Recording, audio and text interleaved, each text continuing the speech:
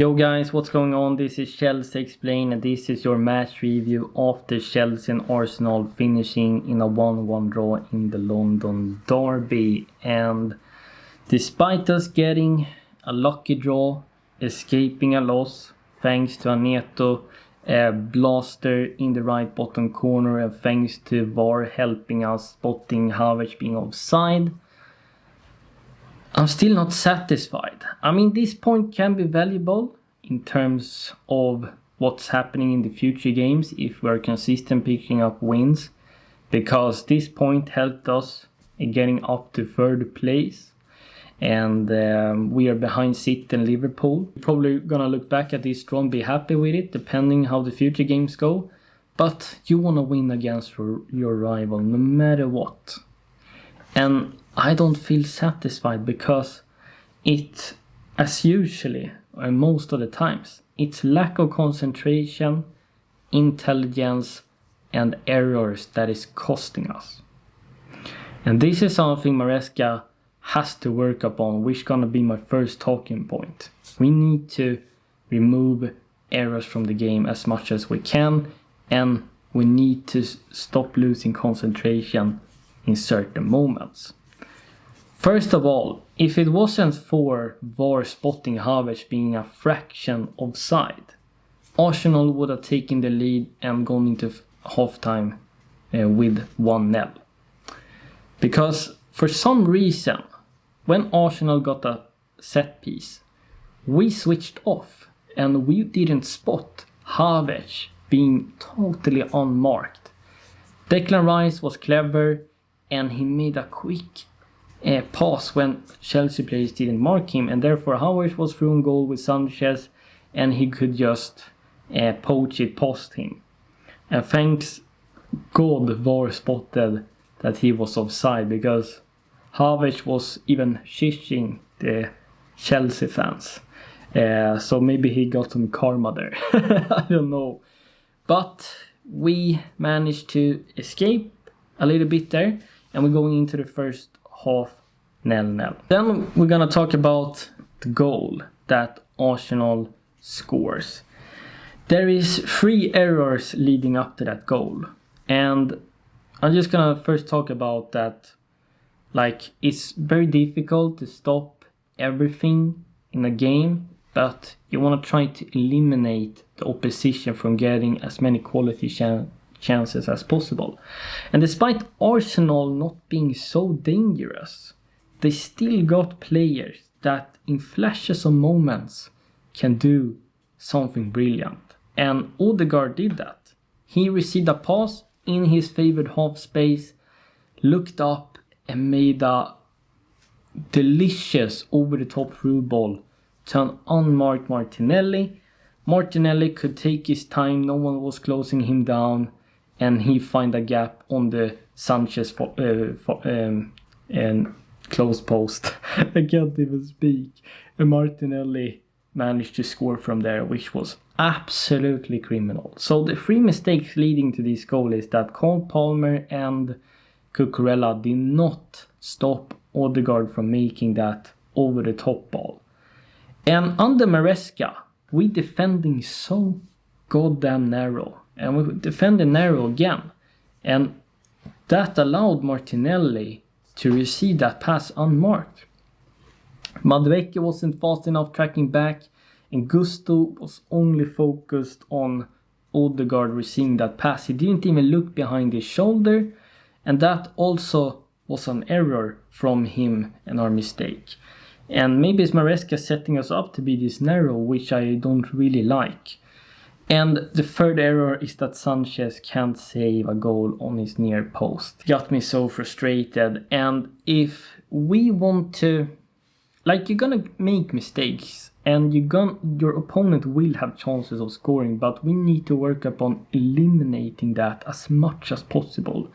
Because 1/3 of the goals we have conceded this season is coming from errors and lapses of concentration.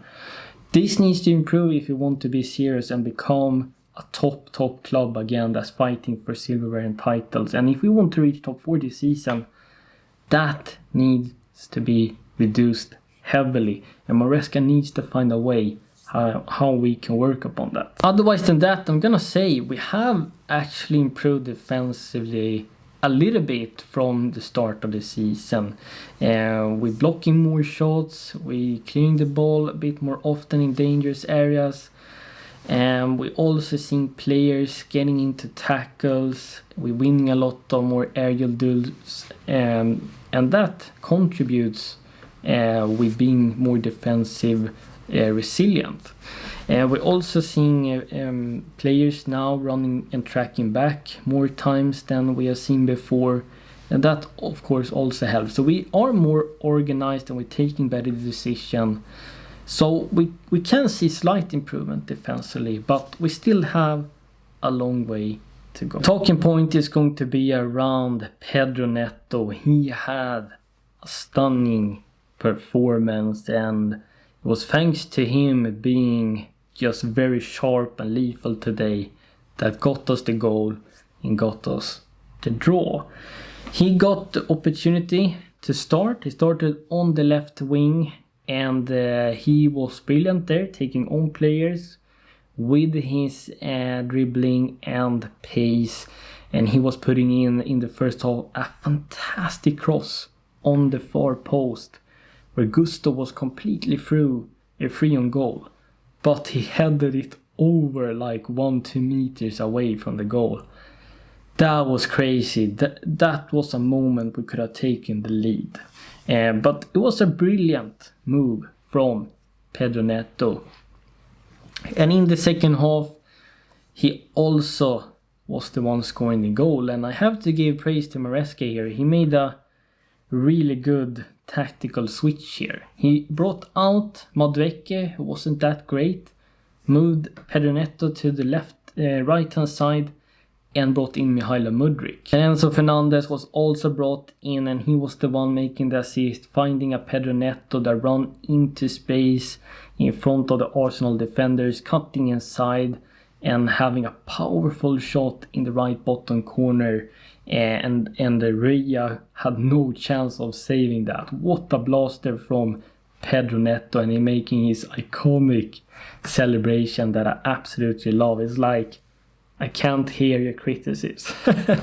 As a player, I just like him more and more the more we see him playing. So fair play to him. And another brilliant chance that Neto created was in the last minutes of the game, where he put on a cross on a silver plate on Nkunku and Palmer, I think, or was it Wesley Fofana up there in the box, and no one could capitalize on it. That was a very great opportunity of us getting a goal. He was my man of the match, and he has definitely earned himself a starting spot in the next coming games. My third talking point is going to be around a defender, Marc Cucurella. I thought he was excellent today, and he could also win man of the match for me. Marc Cucurella has really grown in his Chelsea career so far. We saw him as a flop in the first month, but he has definitely turned it around, and he really excels under Enzo Maresca. He's so defensive solid now, and he's making better decisions now in games. He's very consistent, and he almost completely shut down Saka today, and he was always underneath his skin, being aggressive, bringing him down, not giving him room to breathe. It was just one dangerous splitting cross he put through that could have ended up with the Arsenal goal. That's the only thing I think Cucurella could have done better to stop him making that. But it's difficult to stop everything when you're facing elite attackers and midfielders.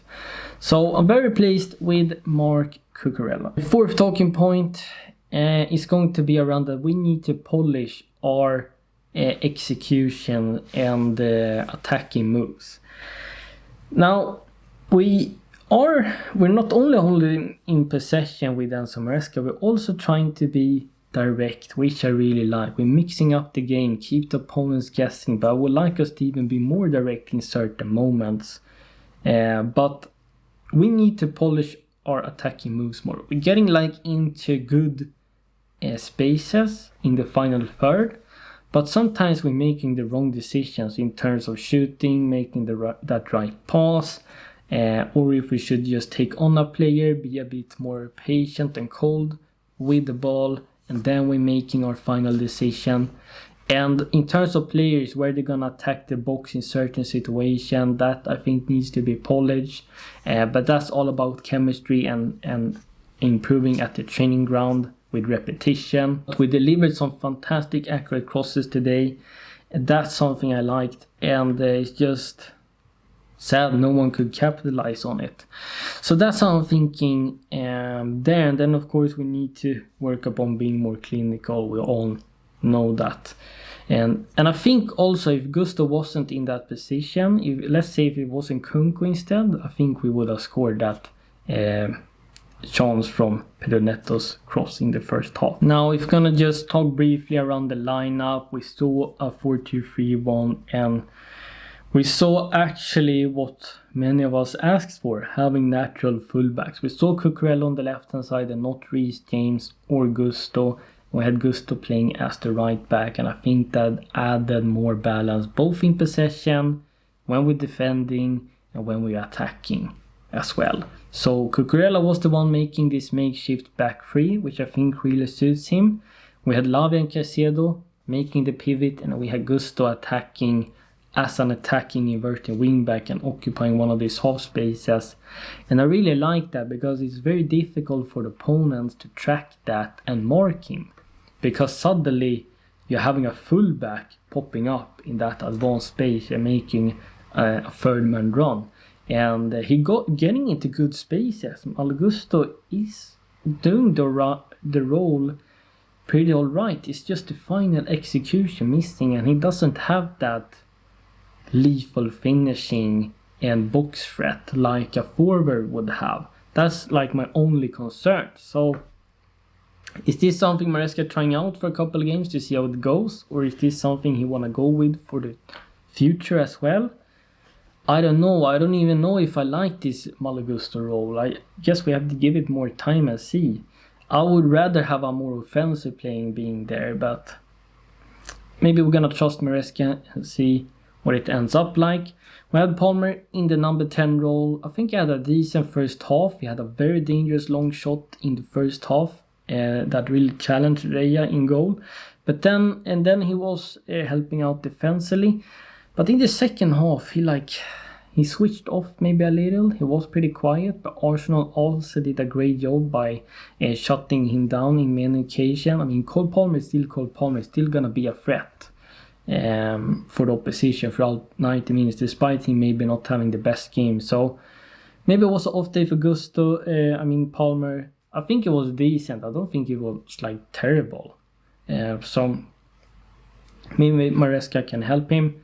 On the left hand side, we had of course Neto, we already touched upon, and Madueke on the right hand side. Madueke was like okay today, but didn't do too much, and I think it was the right move from Maresca to move Neto there and bring on Mudryk.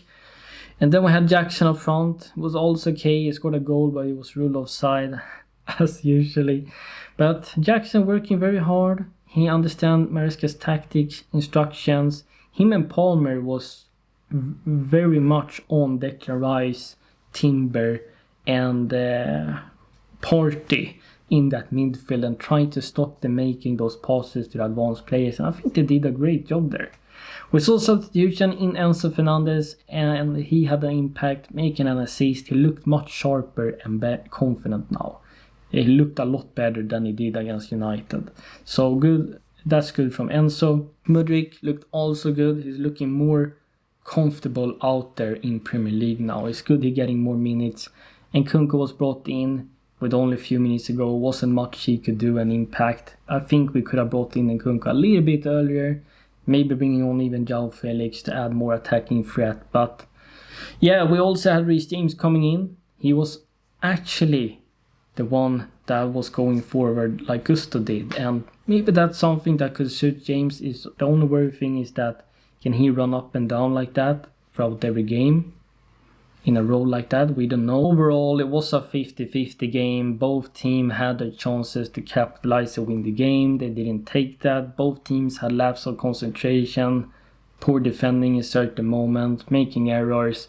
Both teams controlled possession, were aggressive in tackles, and making fouls. I think we controlled the game in different moments. We controlled like the first 30 minutes of the first half, then Arsenal controlled it, and then it went back and forth. And they had an insane chance in the last second to actually score the winning goal, but they didn't do so. I think this point is maybe more valuable for us because of where we are in the current moment, and it's not good for Arsenal because they want to be in the title race. They are hungry to win because they have fumbled it in the last 2 seasons. And we managed to stop them getting points, so this could absolutely destroy their confidence for the future. So, I mean, maybe if we're seeing the bigger picture, we're seeing small improvements, but I'm satisfied with certain things, but there are certain things I'm not satisfied with either. I want to win every derby, no matter what form you are in, no matter which players we have. I always need a victory against them. So maybe a sour draw, but at the same time not the worst draw in history. So this is all it for the match review. Let me know your thoughts in the comments down below, and I will happily read it. And Chelsea Explained is out. Bye.